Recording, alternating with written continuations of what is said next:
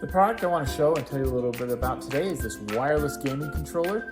This box comes with a user manual that you can use, and it's in a lot of languages. So for English, just look at the front. It'll teach you some of the basics on how to do what I'm going to be showing you here. It also comes with this USB to USB-C cable so that you can take your wireless controller, plug it into the switch, is what I'm using here, and have it charged. The wireless gaming controller boasts the capability of being compatible with the Switch, Android, iOS, and Windows operating system. We're going to say change grip order. Once it's in this screen, you find the little button on the back, push and hold.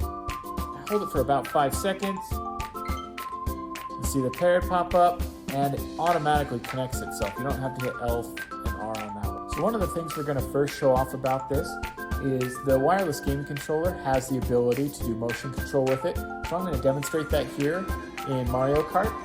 Another great thing about it is the vibration function that's in both handles, and you can set how intense the vibration is here on the right button to have it be a high and keep hitting it to go low to non-existent. Let's see how this goes. The other thing we're going to demonstrate is the turbo button, which allows you to long hold a button, but what the turbo does is it registers it as a bunch of multiple presses. So instead of hitting the button over and over again, you can just hold it and it should cycle through that action as fast as it can. Great for first-person shooters and fighting games. So here we are in Zelda Breath of the Wild. I'm going to make it so my character can do repeated jumps, just to show you how to program the turbo button. So to enter turbo mode, hold down turbo and then the ZR button. It's best to hit the ZR button first and then turbo.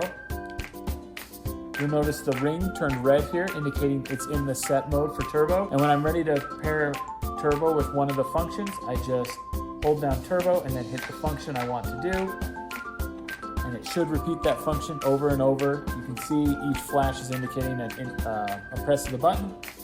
But to leave turbo mode, I hold turbo and then hit the joystick. And then that will remove me from turbo mode. The light is turned blue. What I found sometimes I have to do to get back in turbo mode, because you'll notice I can't get into it, is I have to do it a second time, and then I can enter turbo mode once more. And then I should be able to hold turbo and once again pair it to an action. And again, the turbo action will only play while the light is red and you're in turbo mode. So to enter the mapping mode for the button on the bottom, in this case we're going to do M1, you have to hold down the minus button and then the M button you're going to press. So to enter the setting mode, I hold down the M button and minus. Notice the ring has changed color to purple, indicating I'm in the setting mode. I'm going to set it for my attack, which is Y. And then I'm going to hit M1 again on the back. The ring has changed blue, saying it's no longer in the setting mode. And I can enter the game, and instead of hitting Y here on the bottom, I can hit Y with the M1 button. And I've programmed that to work, and I can do that with all 4 M buttons. So you have some opportunity there to really customize your ability to whatever you want to set on the bottom that you can do on the top. This is an opportunity to have a controller that works well and does a lot of great features, so give it a try.